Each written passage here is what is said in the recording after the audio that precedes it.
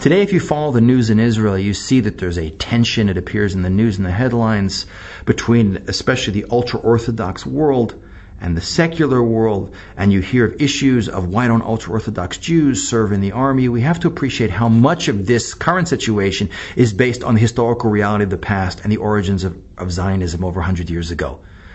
Overwhelmingly, the Zionist movement, not exclusively, but overwhelmingly was created by Eastern European intellectuals who had left their Judaism behind, moved into being secular enlightened intellectuals, left that and become Zionists. And their attitude towards their modern Jewish nationalism, even though they themselves often came from religious homes, was at best ambivalent.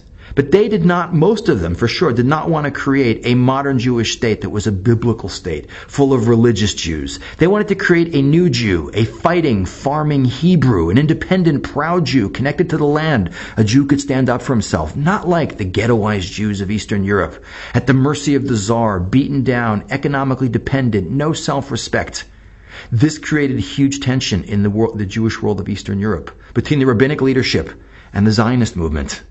And there was two places it was known in Eastern Europe. If your kids went to these two places 100 years ago, they would lose their Judaism. One was the Golden Medina of America, and the other was sadly the land of Israel. They'd be sucked in by that Zionist ideology and drawn away from Torah.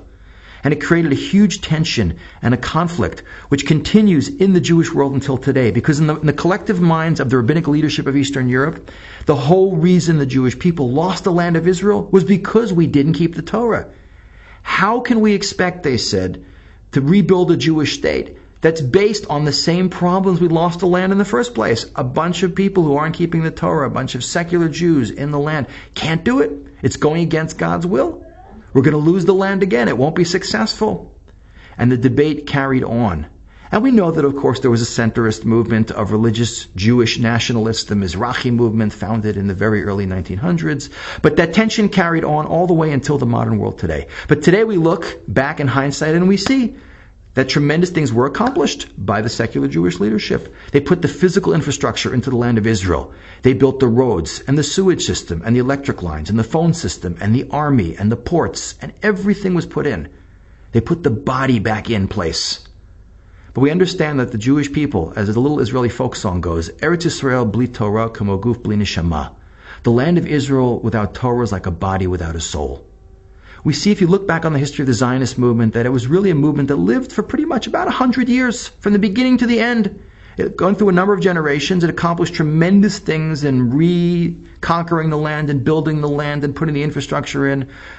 But now that job is done, and now we understand that rather than this tension continuing between religious and secular, really the job is for those Jews who are connected to their Judaism and who understand what the land of Israel is all about, to now put the body, now take that body, which is complete, and put a soul into it, to return the Jewish values and the Jewish ideology and the Torah values into the land of Israel, and then we'll have a complete byproduct. We'll have a beautiful product, as a matter of fact. We'll have the rebirth of the physical land of Israel and the rebirth of the Jewish people with the unique set of values, the Torah, creating a unique nation which will ultimately create what it's supposed to be, a nation that's a light unto nations and a model for the rest of the world to follow.